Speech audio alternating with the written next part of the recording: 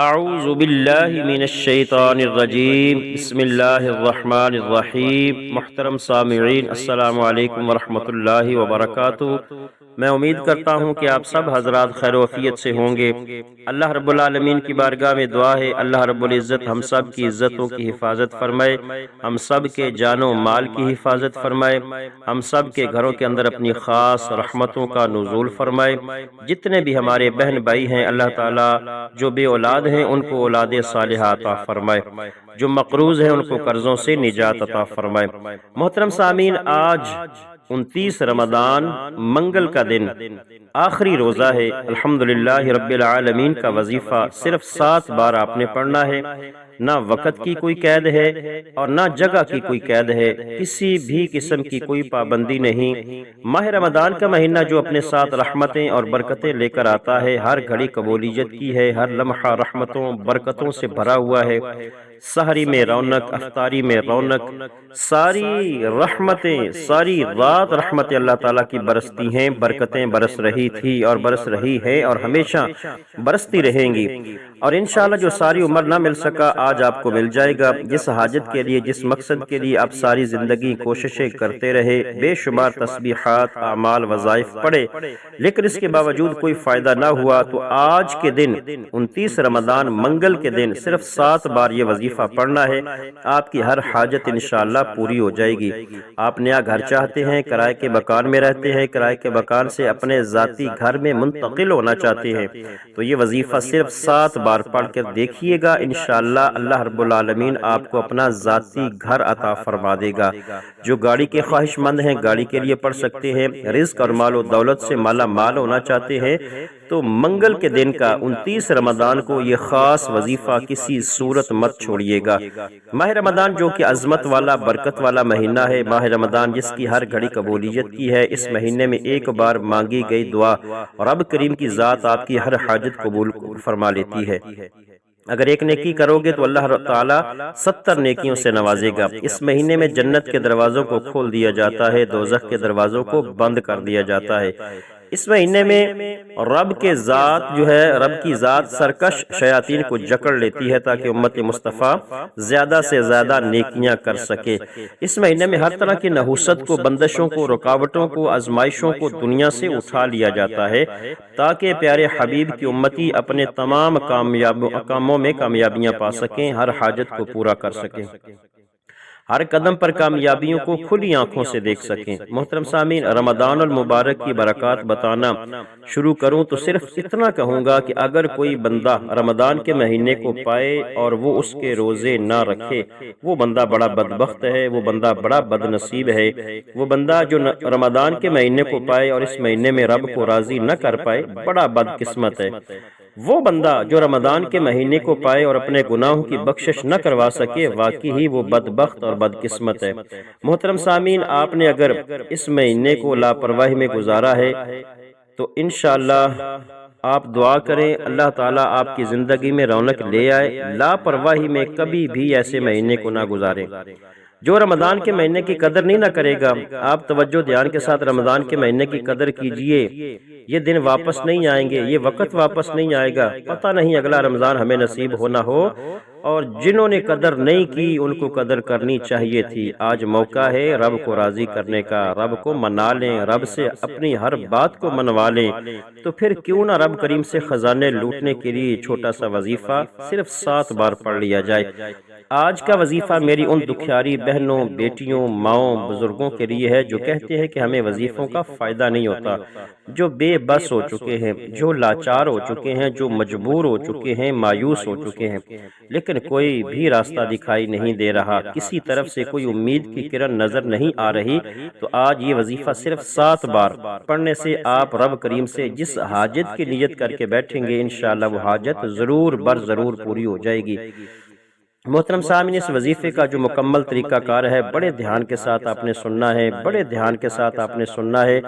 آپ کوئی بھی کاج کر رہے ہیں تو آپ نے چند منٹ کے لیے آپ نے مجھے ٹائم دینا ہے اس وظیفے کو سمجھنے کا۔ سمجھ کے پڑھیں گے تو انشاءاللہ بہت فائدہ ہوگا۔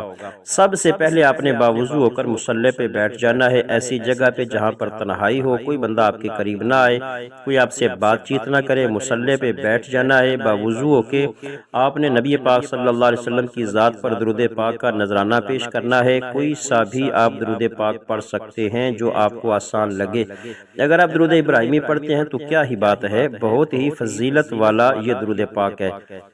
اس کے بعد محترم سامعین، آپ نے اپنے مقصد کی نیت کرنی ہے۔ جو بھی آپ کا مقصد ہے، آپ کو گھر چاہیے، گھر کی نیت کر لیں، گاڑی چاہیے، گاڑی کی نیت کر لیں، مال و دولت چاہیے، اس کی نیت کر لیں، اولاد چاہیے، اس کی نیت کر لیں۔ کوئی بھی آپ کا مقصد ہو، بڑے سے بڑی حاجت ہو، اس کی نیت کر کے آپ نے بیٹھ جانا ہے اور اعوذ باللہ من الشیطان الرجیم بسم اللہ الرحمن الرحیم پڑھ کے آپ نے وظیفے کا آغاز کرنا ہے۔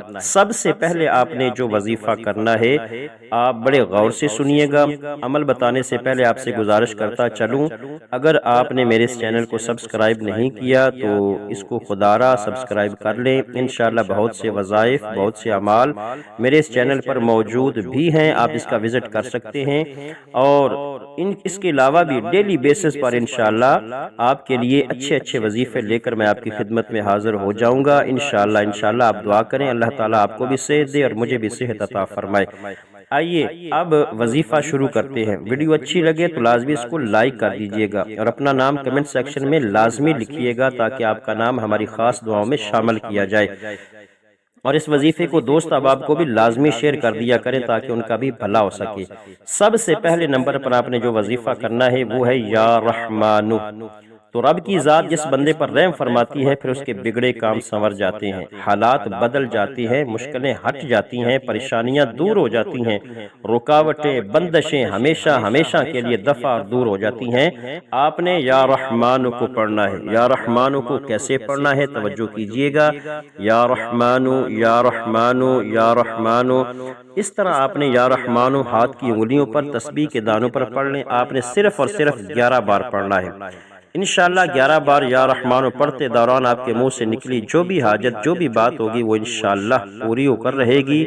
جیسے ہی آپ یا رحمانو کو 11 بار پڑھ لیں، اس کے بعد دوسرے نمبر پر آپ لوگوں نے قرآن پاک کی ایک سورت ہے اور یہ سورت قرآن پاک کی ابتدائی سورت ہے، الحمدللہ رب العالمین، یعنی کہ سورہ فاتحہ شریف بھی اسے کہا جاتا ہے۔ سورہ فاتحہ اللہ پاک کو اتنی عزیز ہے کہ اس سورت کا نعم البدل اللہ نے کوئی نہیں رکھا، نہ تورات میں، نہ زبور میں، نہ ہی انجیل میں۔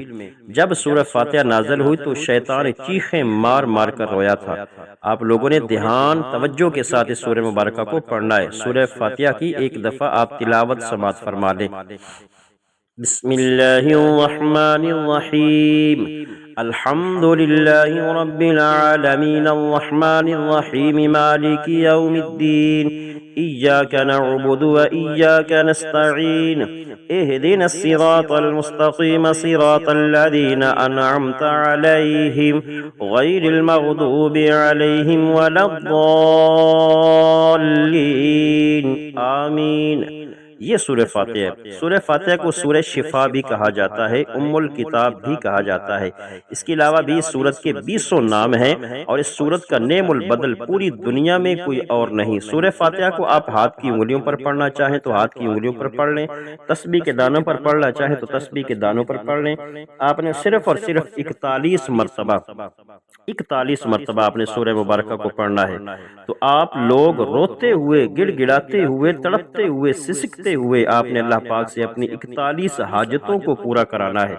اللہ والو، آپ لوگوں نے 41 بار پڑھنی ہے اور 41 بار کا مطلب یہ ہے کہ نہ کم نہ زیادہ، آپ نے صرف 41 بار پڑھنی ہے۔ آپ لوگوں نے پورا گن کے پڑھنا ہے۔ جب آپ لوگ سورۃ فاتحہ کو 41 بار پڑھ لیتے ہیں، اس کے بعد تیسرے نمبر پر آپ لوگوں کو کون سا عمل کرنا ہے، کون سا وظیفہ پڑھنا ہے؟ یہ عمل بے حد مجرب اور بے حد کمال کا ہے، کیونکہ اس عمل کو کرتے دوران اگر آپ لوگوں کی آنکھیں نم ہو جائیں اور آپ کا جسم لرز جائے تو سمجھ لینا کہ آپ کا یہ عمل اللہ کی بارگاہ میں قبول ہو گیا، آپ کا یہ وظیفہ مکمل ہو گیا۔ یہ چیز اپنے غور سے دیکھنی ہے اپنے اندر۔